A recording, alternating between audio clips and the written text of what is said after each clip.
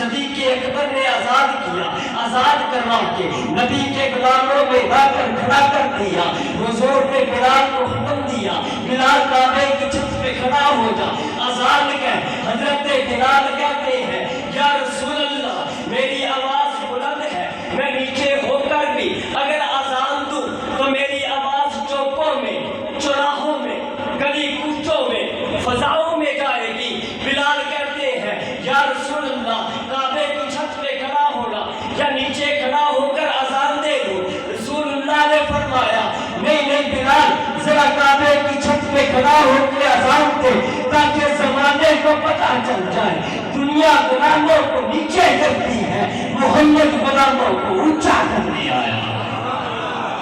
یہ نبی، یہ استاذ بھی کمال کا استاذ ہے جو ایک تھپڑ مارے بغیر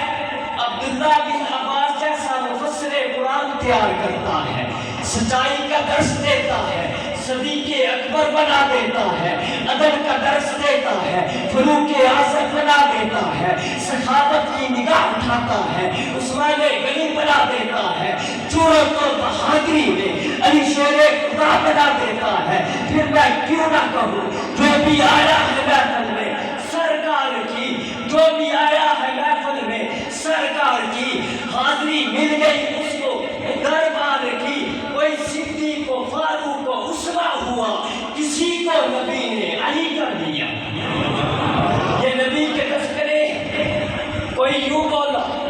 کسی نے کہا وَأَحْسَنُ مِنْكَ لَمْ تَرَ قَطُّ عَيْنِي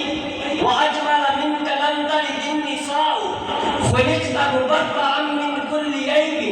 كَأَنَّكَ قَدْ خُلِقْتَ كَمَا تَشَاءُ۔ ایک شاعر یوں بولا یا صاحب الجمال یا سید البشر من وجهك المنیر لقد نذر القمر لا يمكن الثناء كما كان حقه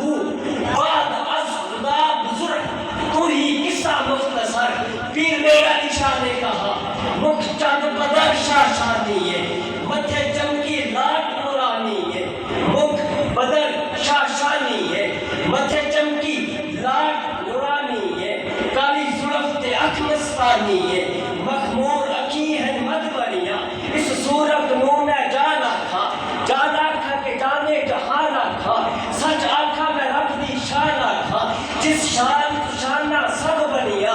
سبحان اللہ سبحان اللہ ما احسن ما اجمل ما اکمل۔ کتھے تیرے کتھے مہر علی، کتھے تیری ذرا گستاخ حکیم، کتھے جان علامہ اقبال بولے قوت عشق سے ہر بس کو بالا کر دے،